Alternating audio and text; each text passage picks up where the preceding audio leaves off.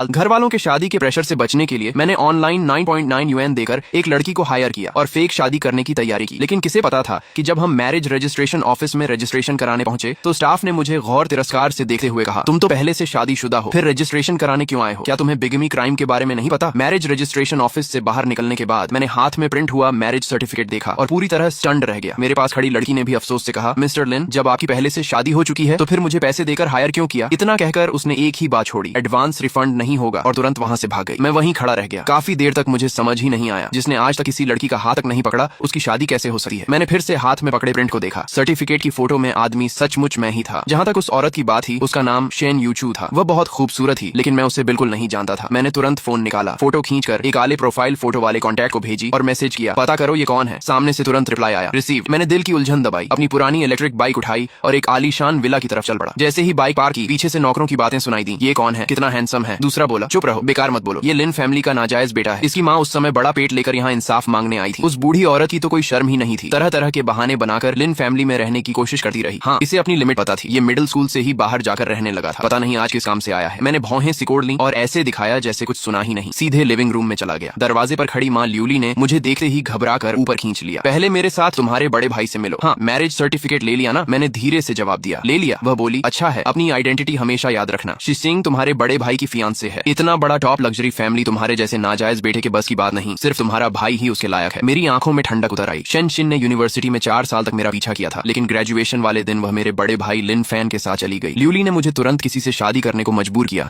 ताकि Shane Shin से मेरा रिश्ता हमेशा के लिए खत्म हो जाए। बचपन से लेकर आज तक जब भी मेरा और लिन फैन का कोई कॉन्फ्लिक्ट हुआ, उसने हमेशा मुझे बिना शर्त पीछे हटने को कहा। मैंने उसे ठंडी नजरों से देखा और कहा, तय हुआ था, ये आखिरी बार है। इस बार के बाद मैं तुम्हारा जन्म देने का एहसान चुका दूंगा। ल्यूली ने बेसब्री से कहा, ठीक है, पता है। हम लिन फान के कमरे में पहुंचे। उसने मुस्कुराकर कहा, तुम आ गए? मैं कुछ बोलता उससे पहले ल्यूली ने जवाब दे दिया, शाओ फान, लिंग यू ने आज शादी कर ली। लिन फान ने हैरानी जताते हुए कहा, सच? लड़की कैसी है? शेनशिंग से भी बेहतर। ल्यूली ने तुरंत हंसकर कहा, कैसे हो सकता है? पूरे हाईचेंग में मिस शेन से ऊंचे स्टेटस वाली लड़की मिलेगी ही नहीं। इसे कौन अच्छा फैमिली मिलेगा? कोई सड़क छाप आदमी होगा। लड़की को साथ लाने की भी हिम्मत नहीं हुई। डर था उसकी गरीब हालत तुम्हारी आंखों में चुभ जाएगी। लिन फान ने हल्की जलन के साथ कहा, ऐसा कैसे? लिंग यू इतना हैंडसम है, नहीं तो शेनशिन उसके पीछे 4 साल क्यों रहती? ल्यूली ने तिरस्कार से कहा, हैंडसम होने से क्या होता है? इसकी आइडेंटिटी ऐसी है कि पता नहीं कहाँ की कोई लड़की इससे शादी करने को तैयार हुई होगी। मिस सू भी इसे सिर्फ खिलौना समझकर कुछ दिन खेल लेगी। सिर्फ तुम हो, तुम्हारी आइडेंटिटी ही मिस सू के लायक है। फोटो वाली औरत का चेहरा और उसकी पर्सनैलिटी किसी सड़क छाप इंसान जैसी बिल्कुल नहीं लग रही थी, लेकिन मैंने बहस करना जरूरी नहीं समझा। तभी लिन फैन ने अपनी वॉच पहन ली और शूज पहनने लगा, लेकिन शर्ट ज्यादा टाइट होने की वजह से झुक नहीं पा रहा था। उसने मुस्कुराकर मेरी तरफ देखा। ल्यूली ने तुरंत मुझे धक्का दिया और बोली, निकम्मे, अभी तक अक्ल नहीं आई? तुम्हारा भाई झुक नहीं सका, जल्दी उसके शूज पहना दो। मैंने ठंडी आवाज में कहा, तुम खुद भी तो पहना सकती हो। ल्यूली गुस्से से चिल्लाई, ये कैसा एटीट्यूड है? क्या शादी कर लेने के बाद तुम्हारे पर निकल आए? आगे भी तुम्हें लिन फैमिली पर ही डिपेंड रहना पड़ेगा। अगर अभी से अपने भाई से अच्छे रिलेशन नहीं रखोगे तो एक दिन तुम और तुम्हारी पत्नी उसी के सामने मदद मांगते नजर आओगे। ऊपर से लिन फैमिली ने तुम्हें बड़ा किया है, इसलिए तुम्हें इस फैमिली के लिए बैल की तरह मेहनत करनी ही चाहिए। मैं जवाब देता। उससे पहले पिता लिन जेनन अचानक दरवाजे पर आ गए। उन्होंने गंभीर आवाज में कहा, अभी एक बहुत बड़े गेस्ट आने वाले हैं। तुम लोग यहाँ किस बात पर झगड़ रहे हो? ल्यूली तुरंत रोने लगी, सब इस नालायक की वजह से। आज मैरिज सर्टिफिकेट क्या मिल गया? अब मुझे अपनी माँ समझना ही छोड़ दिया। लिन जेनन ने मेरी तरफ देखा और पूछा, शादी कर ली? घर वालों से किसी अच्छी लड़की का रिश्ता क्यों नहीं करवाया? मैरिज सर्टिफिकेट है, मुझे दिखाओ। इस अजनबी पिता की अचानक दिखाई गई चिंता पर मैं कुछ पल रुका, फिर बैग से वह प्रिंट निकाला। अगले ही पल ल्यूली ने उसे झपट लिया और बोली, जरा मैं भी देखूं, इस सड़क छाप पत्नी का नाम आखिर है क्या? दूसरी तरफ लिन फान ने उत्सुकता से पूछा, पापा कौन आने वाला है जिससे आप इतने नर्वस हैं? लिन जन्नान को उस शख्स का ख्याल आते ही लगा जैसे उनका साधारण घर भी रोशनी से भर गया हो। फिर उन्होंने उत्साह से एक नाम लिया, शन यूचू। ये नाम सुनते ही मैं एक पल के लिए बिल्कुल जड़ हो गया। लिन जन्नन ने हमारे हैरान चेहरे देकर गर्व से समझाया, तुम लोग उसे नहीं जानते, ये नॉर्मल है, वह बहुत मिस्टीरियस है। यहाँ तक कि मैं भी उससे कभी नहीं मिला। वह शेन शिन की छोटी मौसी है। सिर्फ 28 साल की उम्र में ही शेन फैमिली की असली कंट्रोलर बन चुकी है। ल्यूली ने हैरानी से कहा, तो क्या वह मिस शेन से भी ज्यादा सूटेबल है? लिन जन्नान ने कहा, कंट्रोलर बनना किसी फैमिली की बड़ी पोती बनने से कहीं बड़ी बात है। फिर उन्होंने डांटे हुए कहा, क्या बकवास कर रही हो? मिस शेन की तो पहले ही शादी हो चुकी है। मैंने हल्के से आंखें सिकोड़ ली। शादीशुदा? अगर मैरिज सर्टिफिकेट पर मौजूद औरत सच में वही है तो इसका मतलब शेन यूचू को जरूर पता होगा कि ये सब कैसे हुआ। ल्यूली ने अफसोस से कहा, उसका पति कौन है? क्या वह शाओफन से भी ज्यादा केपेबल है? लिन जन्नान ने सोचते हुए कहा, पता नहीं, सुना है वह और उसका पति दोनों सोशल इवेंट्स पसंद नहीं करते, लेकिन आज वह खुद यहाँ कैसे आ गई ये समझ नहीं आता। ल्यूली ने पूरे विश्वास से कहा, जरूर शाओफन की एक्सेलेंस ने उनका ध्यान खींच लिया होगा। इतना कहकर उसने बिना देखे मैरिज सर्टिफिकेट का प्रिंट फिर से मेरे हाथ में ठूंस दिया और उत्साह से लिन फैन का हाथ पकड़ लिया। उसे देखकर ऐसा लग रहा था जैसे वह उसकी असली माँ से भी ज्यादा खुश हो। तभी बटलर ऊपर आया और बोला, शेन फैमिली पहुंचने वाली है। लिन जन्नन ये सुनते ही जल्दी से नीचे उतर गए। मेरे पास से गुजरते हुए कैजुअली बोले, तुम बहुत दिनों बाद घर आए हो, एक ग्लास वेडिंग वाइन पी कर जाना। मैंने सिर हिला दिया। मैं यहीं रुकना चाहता था क्योंकि मुझे देखना था कि शेन यूचू आखिर है कौन। कमरे में ल्यूली लिन फैन को देख रही रही थी जो टॉप लग्जरी फैमिली की लड़की से शादी करने वाला था। उसकी आंखों में खुशी छिपाई नहीं छिप रही थी। 20 साल से भी ज्यादा पहले अगर लिन मैडम लीशिया सामने न आई होती तो लिन जेनन से शादी सिर्फ ल्यूली की होती। वह लीशिया से नफरत करती थी। उसी नफरत का बदला लेने के लिए दोनों के डिलीवरी वाले दिन हॉस्पिटल में उसने दोनों बच्चों की अदला बदली कर दी। आज उसका असली बेटा लिन फैन लिन फैमिली का यंग मास्टर बन चुका था, जबकि मैं जो असली यंग मास्टर था सबकी नजरों में नाजायज बेटा बन गया। नीचे आने के बाद मैं सीढ़ियों के पास अंधेरे कोने में खड़ा होकर दरवाजे की तरफ देखने लगा और शेन फैमिली का इंतजार करने लगा। कुछ देर बाद लिन मैडम लीशिया नौकरों के सहारे नीचे उतरी। उन्होंने बैंगनी चिपाव पहन रखी थी। उनका शरीर बहुत कमजोर हो चुका था और पूरे व्यक्तित्व में एक शांत स्कॉलरली ग्रेस थी। नौकर ने धीरे से कहा, मैडम आपकी तबीयत ठीक नहीं है, आपको नीचे नहीं आना चाहिए था। वह खांसते हुए बोली, नहीं, शाओफेन के लिए आज का दिन बहुत इंपॉर्टेंट है, मैं इसे मिस नहीं कर सकती। मैंने उनकी पीठ की तरफ देखा और मेरी आंखों में कृतज्ञता भर आई। सोचने वाली बात है, पूरे लिन फैमिली में वही मेरे लिए एकमात्र गर्मजोशी थी। बचपन में ल्यूली मुझे अक्सर खाना नहीं देती थी। एक बार लिन मैडम ने यह देख लिया था। उसके बाद वह रोज गार्डन में मेरे लिए खाना रखती थी। पूरे 12 साल तक ऐसा चलता रहा। अगर उनकी दयालुता न होती तो शायद मैं बहुत पहले ही जिंदगी से हार मान चुका होता। उन्हें दूर जाते और उनकी लगातार आती खांसी सुनकर मैं चिंता से भौहें सिकोड़ बैठा। तभी बाहर हलचल हुई। शेन फैमिली आ चुकी थी। लिन जन्नान और लिन मैडम दोनों दरवाजे पर उनका स्वागत करने पहुंचे। थोड़ी देर फॉर्मल बातें हुई, फिर वे रास्ता छोड़कर एक तरफ हो गए और पूरी टीम अंदर आ गई। मेरी नजर सबसे पहले शेन यूचू पर पड़ी। असल में वह फोटो से भी ज्यादा खूबसूरत थी। उसका स्वभाव ठंडा, शांत और बेहद कमांडिंग था। शायद उसे महसूस हो गया कि मैं उसे देख रहा हूँ। उसने अचानक मेरी तरफ देखा। उसकी तेज नजरों ने मेरे दिल में हलचल पैदा कर दी। मैं उसकी आंखों में छिपा इमोशन पढ़ना चाहता था, लेकिन अगले ही पल उसने नजर हटा ली और दूसरी तरफ देखने लगी। मैं समझ नहीं पाया कि वह मुझे पहचानती है या नहीं। लिन जनान मुस्कुराकर बोले, मिस शेन, आपके पति नहीं आए। ये सुनते ही मुझे लगा कि शेन यूचू ने फिर एक बार मेरी तरफ देखा। उसने बस इतना कहा, उन्हें आना कन्वीनियंट नहीं था। इसके बाद सब लोग उन्हें घेरे हुए गेस्ट हॉल की तरफ चले गए। 4 साल तक मेरा पीछा करने वाली शेन शिन भी उनके साथ ही। उसने खूबसूरत ड्रेस पहन रखी थी। यूनिवर्सिटी के दिनों से अब वह कहीं ज्यादा मेच्योर लग रही थी। उसने मुझे नहीं देखा। वह बस ध्यान भटकाए हुए लिन फैन से बातें कर रही थी। मैं चुपचाप वहीं खड़ा था कि अचानक ल्यूली ने मेरा हाथ पकड़ लिया और धीमी आवाज में डांटा, लिन यू, तुम अभी तक यहीं क्या कर रहे हो? क्या शेन शिन से तुम्हारा मन अभी तक नहीं भरा? याद रखो, अब वह तुम्हारी भाभी है। मैंने उसका हाथ झटक दिया और हंसते हुए कहा, चिंता मत करो, मुझे थर्ड पर्सन बनने में कोई इंटरेस्ट नहीं है। मिस्टर लिन ने खुद मुझे रुकर वेडिंग वाइन पीने को कहा है। बोर्डिंग स्कूल जाने के बाद से ही मैं लिन जनन को हमेशा मिस्टर लिन कहकर बुलाता था। ल्यूली ने दांत भींचते हुए कहा, वह बस फॉर्मेलिटी निभा रहे थे और तुमने सच मान लिया। लगता है तुम्हें अपनी औकात का बिल्कुल अंदाजा नहीं है। आज जैसे मौके पर मैं भी लिन फैमिली की इज्जत खराब नहीं कर सकती और तुम जैसे नाजायज बेटे को लगता है कि बैंक्वेट में बैठने का हक है। अभी के अभी यहाँ से निकल जाओ। मैंने चिढ़कर भौहें सिकोड़ ली। मैं कुछ कहता उससे पहले मेरी नजर शेन यूचू पर पड़ी। वह बालकनी में फोन पर बात करने चली गई थी। मैंने ल्यूली की बात अनसुनी की और उसके पीछे चला गया। जैसे ही मैं उसके पास पहुंचा उसने फोन काट दिया और बर्फ जैसी ठंडी नजरों से मेरी तरफ देखा। मैं एक पल को रुक गया। उसके खतरनाक लुक का सामना करते हुए मैंने हल्की मुस्कान के साथ कहा, वाइफ? शेन यूचू की नजर और भी ठंडी हो गई। मैं लगातार उसके चेहरे के रिएक्शन को देखता रहा, लेकिन उसने इस संबोधन पर कोई इमोशन नहीं दिखाया। वह मुड़ी और जाने लगी। मैंने जल्दी से आगे बढ़कर उसका रास्ता रोक लिया। तुम मुझे पहचानती नहीं? शेन यूचू ने ऊपर से नीचे तक देखते हुए कहा। रास्ता छोड़िए, क्या मुझे आपको पहचानना चाहिए मिस्टर? मैं शादीशुदा हूँ, प्लीज अपनी मर्यादा में रहिए। मैं पूरी तरह कंफ्यूज हो गया। साफ था कि वह मुझे नहीं पहचानती, लेकिन खुद को शादीशुदा भी कह रही थी। क्या मैरिज रजिस्ट्रेशन ऑफिस ने सचमुच गलत इन्फॉर्मेशन दर्ज कर दी? मैंने पूछा, आपके पति कौन है? उसने फिर वही ठंडा जवाब दिया, इससे आपको कोई मतलब नहीं। मैंने तुरंत वह मैरिज सर्टिफिकेट का प्रिंट उसके सामने कर दिया और कहा, मिस शेन, इस सर्टिफिकेट में जो महिला है क्या वह आप ही हैं? शेन यूचू की नजर पहले दूल्हे के नाम पर गई, फिर उसने तिरस्कार से कहा, मिस्टर लिन, एक फेक डॉक्यूमेंट बनवाने में ज्यादा पैसे नहीं लगे। अगर फेक बनाना ही था तो थोड़ा प्रोफेशनल तो बनते। इतना कहकर वह वापस हॉल नहीं गई। वह सीधे गार्डन पार करके पार्किंग की तरफ चली गई। मैं उसके पीछे भागा और सब समझाना चाहा, लेकिन 2 बॉडीगार्ड्स ने मुझे रोक लिया। मैंने उसकी जाती हुई पीठ की तरफ जोर से कहा, ये सर्टिफिकेट सच है। अगर यकीन नहीं है तो मैरिज रजिस्ट्रेशन ऑफिस में जाकर चेक कर लीजिए। शेन यूचू कार में बैठी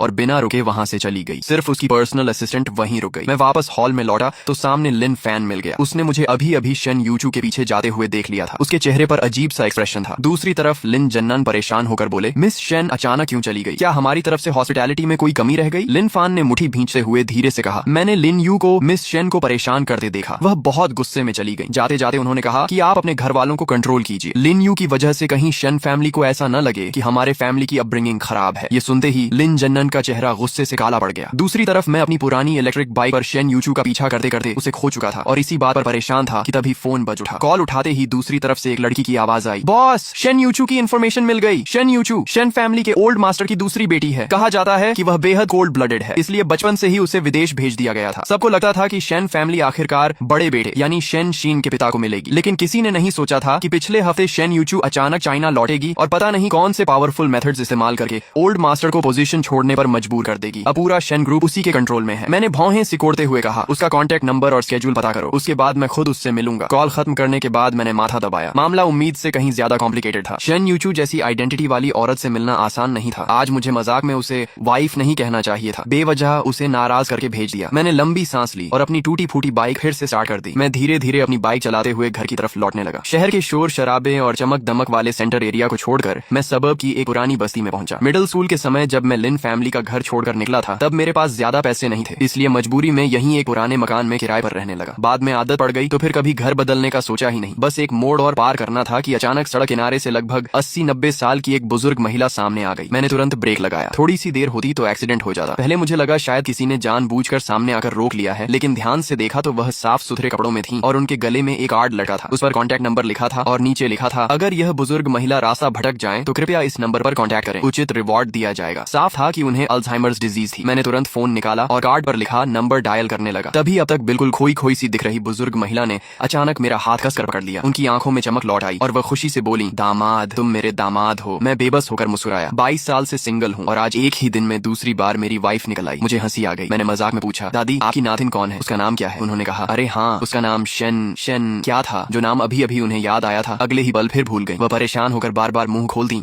लेकिन वह नाम बोल ही नहीं पा रही थी। मैंने धीरे से कहा, दादी परेशान मत होइए, याद नहीं आ रहा तो कोई बात नहीं। उन्हें शांत कराने के बाद मैंने कार्ड पर लिखा नंबर मिला दिया। उसी समय ज्यादा दूर नहीं एक दूसरी सड़क पर शन यूचू अपनी बुलेट प्रूफ कार में बैठी थी। उसका चेहरा पहले से भी ज्यादा ठंडा और गंभीर था। उसके बगल में खड़ा उसका अधीनस्थ लियू छियांग डर के मारे सांस तक नहीं ले पा रहा था। उसने सिर झुकाकर कहा, मेरी गलती है, मैं ओल्ड मैडम का ठीक से ध्यान नहीं रख पाया, और वह खो गई। शन यूचू ने कोई जवाब नहीं दिया। उसके पूरे शरीर से ठंडी ऑरा निकल रही थी। ओल्ड मैडम ज्यादातर समय खोई खोई रहती थी। किसी ने नहीं सोचा था कि आज अचानक उनकी याददाश्त थोड़ी लौट आएगी। उन्होंने सबको बहाने से दूर भेजा और चुपचाप घर से निकल गई। सीसीटीवी चेक करने पर पता चला कि वह अकेले बस में बैठकर सबब तक आ गई थी, लेकिन यह इलाका पुराना था। यहाँ कई सड़कों पर कैमरा ही नहीं लगे थे, इसलिए लोगों को पूरे एरिया में सर्च करना पड़ रहा था। तभी शन यूचू का फोन बज उठा। उसने तुरंत कॉल उठाया। दूसरी तरफ से मेरी शांत आवाज आई, हेलो, आपके घर की बुजुर्ग महिला इस वक्त मेरे पास है। ये सुनते ही कार के अंदर का माहौल एकदम जम गया। सभी लोग तुरंत हरकत में आ गए। कोई पुलिस को कांटेक्ट करने लगा तो लियू छियांग कॉल सिग्नल ट्रैक करवाने लगा। शन यूचू ने ठंडी आवाज में पूछा, कितने पैसे चाहिए, अमाउंट बोलो। मैं हल्का सा हंसा और बोला, मजाक कर रहा था, बस इतना कहना था कि आगे से उनका थोड़ा अच्छे से ध्यान रखा कीजिए। फिर मैंने एड्रेस बताया और फोन काट दिया। करीब 5 मिनट बाद वे लोग उस जगह पहुंच गए, लेकिन तब तक मैं जा चुका था। वहाँ सिर्फ एक पुलिस ऑफिसर ओल्ड मैडम के साथ खड़ा था। शन यूचू ने पूछा, दादी आप यहाँ कैसे आ गई? ओल्ड मैडम ने रहस्यमय अंदाज में कहा, मैं अपने दामाद को ढूंढने आई थी, वह यहीं आसपास रहता है। शन यूचू ने धीरे से कहा, दादी मेरा कोई हस्बैंड नहीं है। ओल्ड मैडम ने तुरंत सिर हिलाया, नहीं, मैंने उसे देखा था, वह बड़ा ही नालायक निकला, मुझे पुलिस के हवाले करके चला गया। हाँ, अपना फोन दो जरा। शन यूचू ने बिना कुछ कहे अपना फोन उन्हें दे दिया। ओल्ड मैडम ने उसके कॉन्टैक्ट्स में अभी अभी आए मेरे नंबर को अपनी छोटी नोटबुक में लिख लिया और खुशी से बोली, अब आखिरकार मेरे दामाद का कॉन्टैक्ट मिल गया। अगले दिन सुबह मुझे यूनिवर्सिटी के प्रोफेसर वैन का फोन आया। मैं ऑफिस पहुंचा तो देखा लिन फैन और लियू ली पहले से वहां बैठे थे। मैं और लिन फैन दोनों हाइचिंग यूनिवर्सिटी में पढ़ते थे। वह हमेशा खुद को टॉप स्टूडेंट समझती थी। वहीं मैंने जानबूझकर सबसे कम पॉपुलर एनर्जी पावर मेजर चुना था ताकि मैं उसकी चमक को कम न कर दूं। लेकिन 2 साल पहले न्यू एनर्जी इंडस्ट्री अचानक बहुत पॉपुलर हो गई। लिन फैन ने तुरंत अपना मेजर बदल लिया और फिर से मेरी क्लासमेट बन गई। लिन फैन का यहाँ होना तो समझ में आता था, लेकिन लियू ली यहाँ क्यों थी? मैं यही सोच रहा था कि प्रोफेसर वेन ने गंभीर चेहरे के साथ कहा, लिन यू, तुम्हारा ग्रेजुएट रिकमेंडेशन क्वालिफिकेशन कैंसिल कर दिया गया है। तुम्हारी माँ ने कहा है कि तुम्हारा कैरेक्टर और फैमिली बैकग्राउंड दोनों ठीक नहीं है, इसलिए तुम इस क्वालिफिकेशन के योग्य नहीं हो। क्या तुम्हारे और तुम्हारी माँ के बीच कोई गलत फहमी है? जल्दी जाकर उनसे माफी मांग लो। तुम्हारा फ्यूचर बहुत ब्राइट है, सिर्फ ईगो की वजह से अपना करियर खराब मत करो। लिन फैन ने लंबी सांस लेकर कहा, प्रोफेसर वेन, लिन यू की माँ जो कर रही है उसके भले के लिए ही कर रही है। फिर वह मेरी तरफ मुड़ी और बोली, तुमने मिस शेन को नाराज कर दिया है। उन्होंने साफ कह दिया है कि वह तुम्हें हाइचिंग से गायब करवा देंगी। मैं कुछ देर तक समझ ही नहीं पाया कि वह किस मिस शेन की बात कर रही है। फिर समझ आया कि उसका मतलब शेन यूचू से है, लेकिन मैंने तो उससे सिर्फ 2-4 बातें ही की थी और कल जाते समय भी वह मुझे गुस्से में नहीं लगी थी, बल्कि साफ था कि लिन फैन हमेशा की तरह झूठ बोल रही थी। मैं यही सोच रहा था कि लिन फैन मेरे सामने आकर खड़ी हो गई। उसने एक एयर टिकट मेरी तरफ बढ़ाते हुए कहा, ये पापा ने तुम्हारे लिए खरीदी है। वह चाहते हैं कि तुम कुछ समय के लिए विदेश चले जाओ और मामला शांत होने तक वहीं रहो, नहीं तो लिन फैमिली भी तुम्हें नहीं बचा पाएगी। मेरी आंखों में तिरस्कार की हल्की झलक आई। असल में उन्हें डर था कि कहीं मेरी वजह से लिन फैमिली मुसीबत में न फंस जाए। मुझे टिकट लेते न देकर लिन फैन ने एक बैंक कार्ड भी निकाला और कहा, क्या तुम्हें डर है कि विदेश जाकर तुम्हारा खर्च कैसे चलेगा? इसमें 50,000 युएन है, ये मेरी पर्सनल पॉकेट मनी है, तुम फिलहाल इससे काम चला लो, बाद में मुझे फिर पॉकेट मनी मिलेगी तो और दे दूंगी। मैं मन ही मन हंस पड़ा। लिन फैमिली के यंग मास्टर के पास सिर्फ 50,000 युएन ही बचे थे। तभी ल्यूली ने झटके से बैंक कार्ड उसके हाथ से छीन लिया। लिन फैन, तुम क्या कर रही हो? लिन फैमिली ने इसे एक एयर टिकट दिला दी, यही बहुत बड़ा एहसान है। फिर उसने मेरी तरफ घूरते हुए आदेश दिया, लिन यू, अभी इसी वक्त अपना सामान पैक करो और विदेश निकल जाओ। तुम्हारे लिए यूनिवर्सिटी से विथड्रॉवल प्रोसेस भी मैं पहले ही पूरा कर चुकी हूँ। मैंने ठंडी नजरों से उसे देखा और कहा, मेरी जिंदगी का फैसला करने वाली तुम कौन होती हो? उसने बिना झिझक जवाब दिया, क्योंकि मैं तुम्हारी माँ हूँ और वैसे भी तुम्हारे जैसे रिजल्ट के साथ ग्रेजुएशन करना भी मुश्किल है। इससे अच्छा है जल्दी बाहर निकलो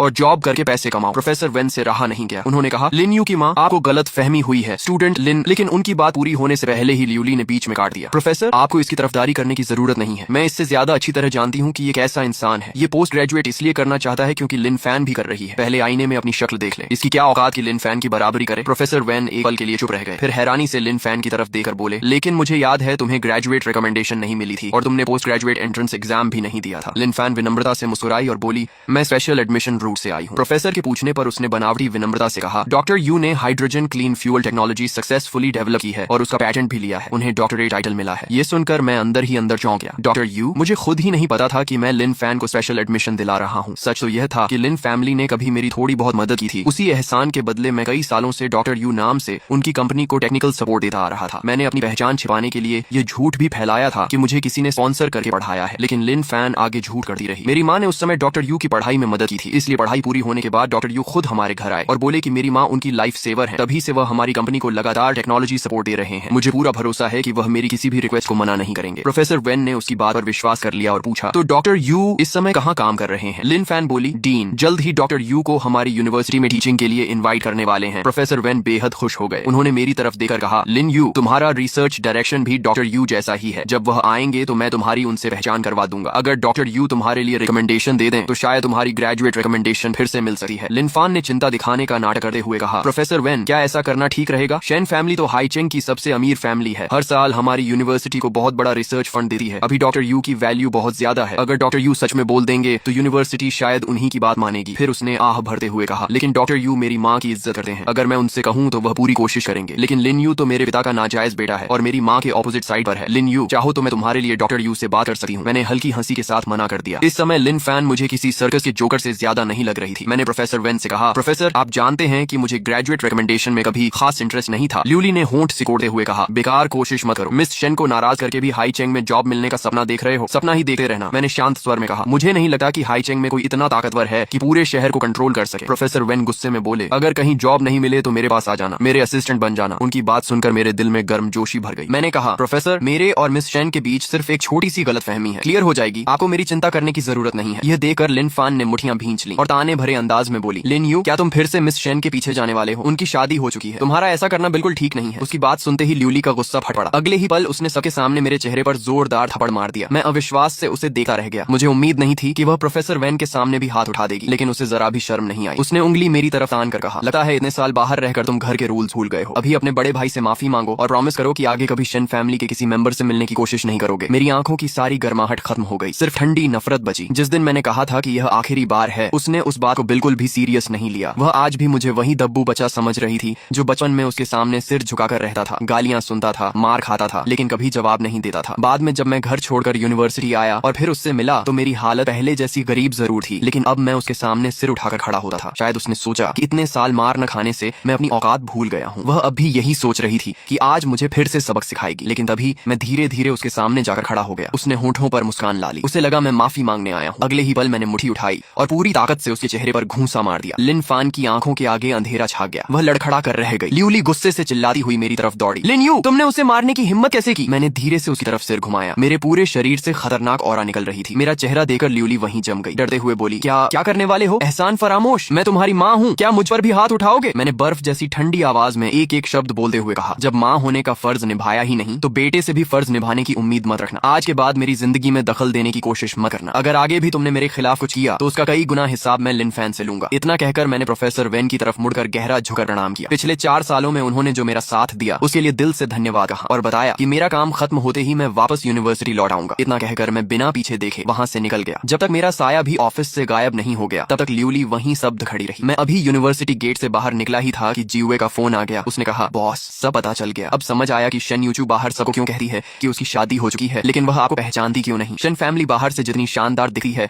अंदर उतनी ही भयानक पावर स्ट्रगल चल रही है। ओल्ड मास्टर हमेशा बड़े बेटे के फैमिली का पक्ष लेते थे और पूरी प्रॉपर्टी उसी ब्रांच को देना चाहते थे। सबसे छोटी बेटी होने की वजह से शेन यूचू को हमेशा दबाकर रखा गया। कुछ साल पहले ओल्ड मास्टर ने उसकी शादी कुछ बिल्कुल बेकार लोगों से कराने की कोशिश की थी ताकि पॉलिटिकल मैरिज हो सके। उस समय फैमिली में बहुत बड़ा विवाद हुआ। आखिर में शेन यूचू ने कह दिया कि वह पहले ही एक साधारण फैमिली के लड़के से मैरिज रजिस्ट्रेशन करा चुकी है। तभी जाकर मामला शांत हुआ। सबसे दिलचस्प बात उसके उस हस्बैंड को लेकर है। वह आज तक कभी पब्लिक में दिखाई नहीं दिया। उसने कभी शेन फैमिली के किसी बैंक्वेट में भी हिस्सा नहीं लिया। इन सब बातों को जोड़कर सिर्फ एक ही कंक्लूजन निकलता है, वो ये कि जीवे जानबूझकर सस्पेंस बनाने के लिए रुक गई। लेकिन उसके बोलने से पहले ही मुझे सब समझ आ गया। मैंने बीच में ही पूछा, उसका स्केड्यूल और कॉन्टैक्ट नंबर मिला? जीवे थोड़ा असहज होकर बोली, आने वाले कुछ दिनों का स्केड्यूल मैं अभी भेजती हूँ, लेकिन उसका प्राइवेट नंबर नंबर नहीं मिल पाया। मैंने शांत होकर कहा, कोई बात नहीं, मैं खुद जाकर उसका रास्ता रोकूंगा। शेन यूचू जैसी पहचान वाले इंसान का प्राइवेट नंबर सीक्रेट होना बिल्कुल नॉर्मल था। जीवे तुरंत गॉसिप मोड में आ गई। उसके चारों तरफ हमेशा बॉडीगार्ड्स रहते हैं, उसके पास पहुंचना आसान नहीं होगा। बॉस, आप सॉफ्ट तरीका अपनाएंगे या फिर हार्ड मेथड? मेरे होंठों पर हल्की मुस्कान आ गई। कुछ देर बाद मैं शेन ग्रू के मुख्य गेट पर खड़ा था। मैंने अपने कुरियर डिलीवरी यूनिफॉर्म को ठीक किया, हाथ में एक पार्सल बॉक्स उठाया और रिसेप्शन पर जाकर कहा, मिस शेन के नाम पार्सल है, उन्हें खुद साइन करना होगा। रिसेप्शनिस्ट ने सेक्रेटरी ऑफिस में कॉल करके कंफर्म किया, तब जाकर मुझे ऊपर जाने की परमिशन मिली। मैं एक्सक्लूसिव एलिवेटर से सीधे 18 सीपी मंजिल पर पहुंचा। एलिवेटर का दरवाजा खुलते ही सामने का नजारा देखकर मैं भी एक पल को रुक गया। पूरा सेक्रेटरी डिपार्टमेंट, जिसमें 100 से भी ज्यादा लोग थे, सिर्फ शेन यूचू की सर्विस के लिए काम कर रहा था। मैं मुझे लेने आई सेक्रेटरी के पीछे पीछे चलता हुआ प्रेसिडेंट ऑफिस तक पहुंच गया। उसने दरवाजा नॉक किया। अंदर से एक मधुर आवाज आई, कम इन। मैं सोच ही रहा था कि अब आखिरकार शेन यूचू से मुलाकात हो जाएगी, तभी अचानक एक आदमी मेरे सामने आकर खड़ा हो गया। रुको, ये लियू छियांग था। उसने मुझे ऊपर से नीचे तक देखा और भौहें चढ़ाकर कहा, मिस्टर लिन, तुम यहाँ कैसे? उसका चेहरा तुरंत बिगड़ गया। उसे कल की घटना अच्छी तरह याद थी, जब मैं लिन फैमिली में शेन यूचू से मिलने की कोशिश कर रहा था। कल शेन यूचू ने मुझे इग्नोर कर दिया था, लेकिन आज मैं कुरियर बनकर सीधे कंपनी तक पहुंच गया था। उसकी नजर में मैं हद पार कर चुका था। उसने तुरंत 2 बॉडीगार्ड्स को बुलाया और गुस्से से कहा, ये क्या हो रहा है? आइडेंटिटी वेरीफाई किए बिना किसी को भी टॉप फ्लोर तक आने दिया जा रहा है। इसे अभी इसी वक्त बाहर निकालो। मेरा चेहरा बिल्कुल शांत रहा। मैंने पूछा, इसका क्या मतलब है? क्या शेन ग्रुप हमारे जैसे कुरियर वर्कर्स की इज्जत नहीं करता? लियू छियांग तिरस्कार से हंस पड़ा, उल्टा हमें ही दोष दे रहे हो। हम हर प्रोफेशन की रिस्पेक्ट करते हैं, लेकिन सवाल ये है, क्या तुम सच में कुरियर हो? तुम्हारे पास कुरियर एम्प्लॉई आईडी है? लियू छियांग की बात खत्म होते ही मैंने अपनी एम्प्लॉई आईडी उसके सामने कर दी। उसका चेहरा एक पल को जम गया। उसने शक भरी नजरों से पूछा, कहीं ये आईडी आज ही रजिस्टर तो नहीं करवाई? मैंने कार्ड खोलकर उसके सामने कर दिया। उस पर साफ लिखा था कि रजिस्ट्रेशन डेट 8 साल पुरानी थी। लियू छियांग हैरानी से बोला, 8 साल पहले? तुम सच में कुरियर हो? मैंने आलस भरे अंदाज में कहा, पढ़ाई के साथ पार्ट टाइम जॉब करना कोई गुनाह है क्या? फिर मैंने ऑफिस के अंदर की तरफ देखते हुए कहा, मिस शेन, अब क्या आप मेरे काम में कोऑपरेशन करेंगी? अंदर से शेन यूचू की मधुर आवाज आई, उसे अंदर आने दो। मैंने जाते जाते लियू छियांग की तरफ चुनौती भरी नजर डाली। वह गुस्से से फटने ही वाला था, लेकिन मैं उसे पार करके सीधे अंदर चला गया। शेन यूचू का ऑफिस बिल्कुल मिनिमल स्टाइल में बना था। पूरे कमरे में ठंडा और सादा माहौल था, जैसे वहाँ किसी भी तरह की गर्माहट की जगह ही न हो। वह अपने सामने रखी फाइल्स पर साइन कर रही थी। सारे डॉक्यूमेंट्स खत्म करने के बाद उसने सिर उठाया। उसकी चमकती आंखों में कोई इमोशन दिखाई नहीं दे रहा था। मैंने कुरियर स्लिप उसकी तरफ बढ़ाते हुए कहा, मिस शेन, यहाँ साइन कर दीजिए। उसने एक पल मेरी तरफ देखा, फिर पेन उठाकर साइन करने लगी। तभी मैंने अचानक कहा, मिस शेन, सच तो ये है कि आपकी शादी कभी हुई ही नहीं, है ना? उसकी पेन एकदम रुक गई। उसने धीरे से सिर उठाया और बर्फ जैसी ठंडी नजरें सीधे मुझ पर टिक गई। अब मुझे पूरा यकीन हो गया कि मेरा अंदाजा सही था। मैरिज रजिस्ट्रेशन ऑफिस में रजिस्ट्रेशन करते समय सारी पर्सनल इन्फॉर्मेशन खुद भरनी पड़ती है,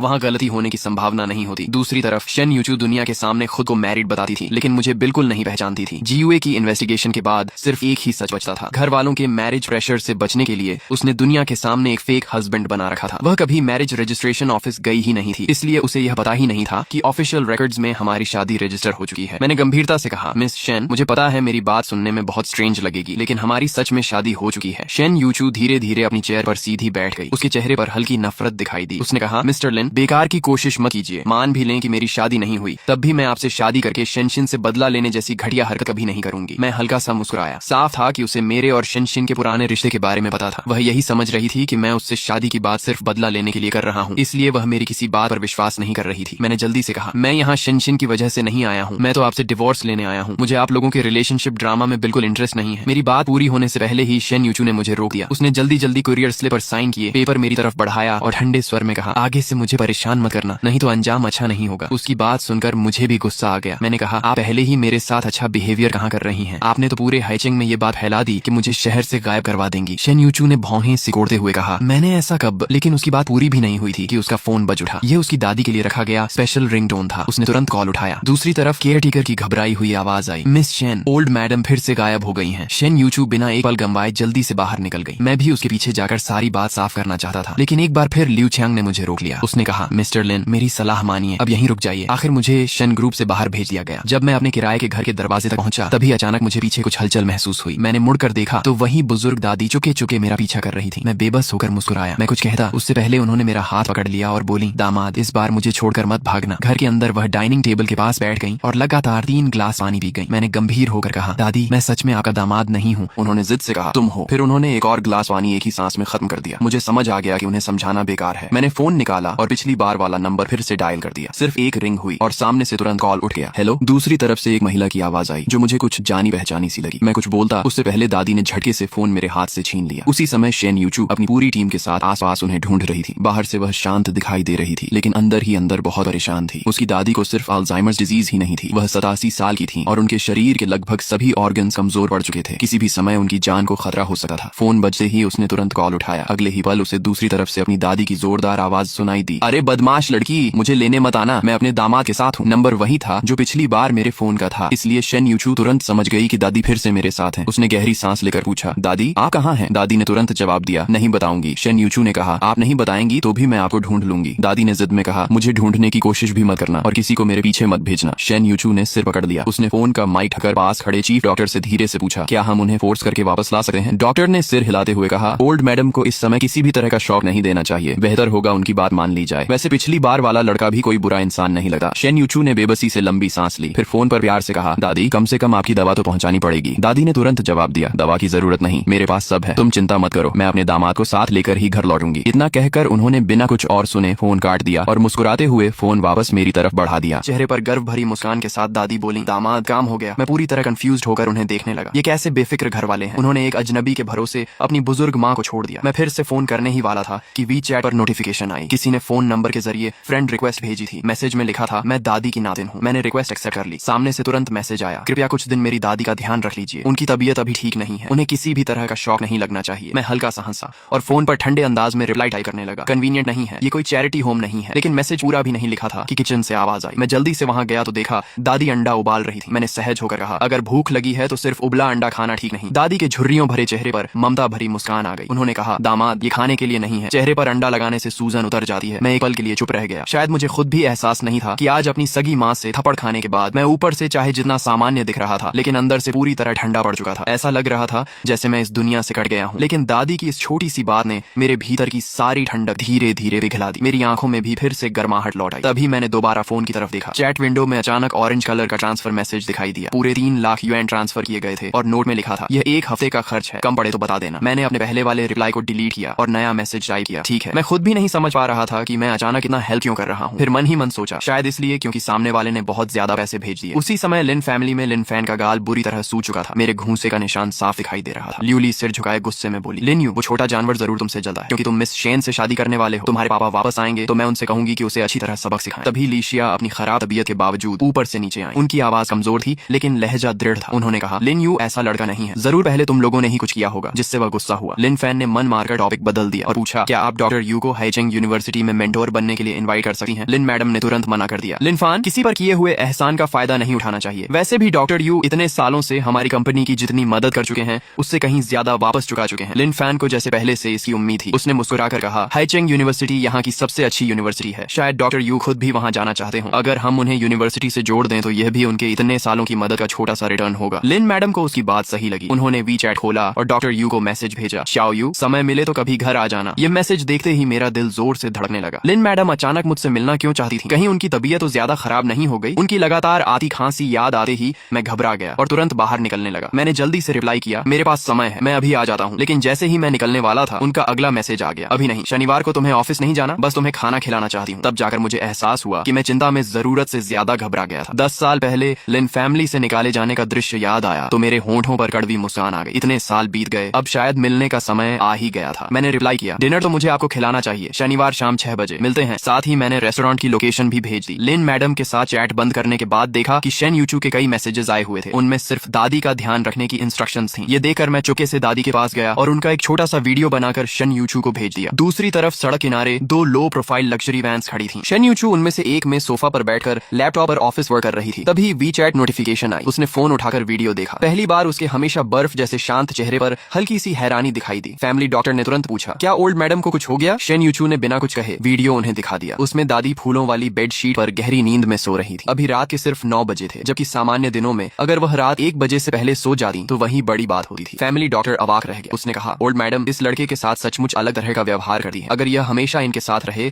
तो उनकी तबीयत जरूर बेहतर हो सकती है। शेन यूचू की आंखें थोड़ी गहरी हो गईं। साफ था कि वह मन ही मन कुछ सोच रही थी। अगले दिन सुबह मुझे शेन यूचू का मैसेज मिला। लगातार बात करते करते उसे ऐसा महसूस होने लगा था जैसे वह किसी पुराने दोस्त से बात कर रही हो। उसने पूछा, क्या मैं आज शाम दादी से मिलने आ सकती हूँ? मैंने तुरंत रिप्लाई किया, बिल्कुल, कभी भी। फिर मैंने उसे अपना पूरा एड्रेस भेज दिया। उसी समय मैं घर के बाहर आराम से खड़ा उसका इंतजार कर रहा था कि अचानक पीछे से एक जानी पहचानी आवाज आई। मैंने मुड़कर देखा, सामने शेन शीन खड़ी थी। यूनिवर्सिटी के दिनों में उसके चेहरे पर हमेशा नरमी और अपनापन रहता था, लेकिन आज वही चेहरा गुस्से से भरा हुआ था। कॉलेज में मैं हमेशा अकेला रहता था, जबकि शेन शिन मिलनसार थी और हर समय मेरे साथ रहती थी। वह मेरी इकलौती दोस्त जैसी थी। लेकिन अब हमारे बीच की सिचुएशन पूरी तरह बदल चुकी थी। मैंने थोड़ी झिझक के साथ पूछा, कोई काम था? शेन शिन ने ठंडी हंसी के साथ कहा, लिन फान ने मुझे तुम्हारी असली आइडेंटिटी बता दी। तुमने मुझसे ये बात छिपाई क्यों? और मैं भी कितनी बेवकूफ थी जो तुम्हारे जैसे इंसान के पीछे 4 साल तक घूमती रही। बड़ा मजा आया होगा। उसकी बात सुनकर ऐसा लगा जैसे किसी ने मेरा दिल कसकर पकड़ लिया हो। 4 साल की फ्रेंडशिप इतनी आसानी से टूट जाएगी मैंने कभी नहीं सोचा था। मैं एक कदम पीछे हट गया, लेकिन वह आगे बढ़कर बोली, क्या तुम्हारे पास मुझे एक्सप्लेन करने के लिए कुछ भी नहीं है? मैंने हल्की हंसी के साथ कहा, नहीं। इतना कहकर मैं मुड़ गया। अगर उसे मेरी फैमिली बैकग्राउंड से इतनी नफरत थी तो ऐसी फ्रेंडशिप रखने का कोई मतलब नहीं था। मेरा यूं चले जाना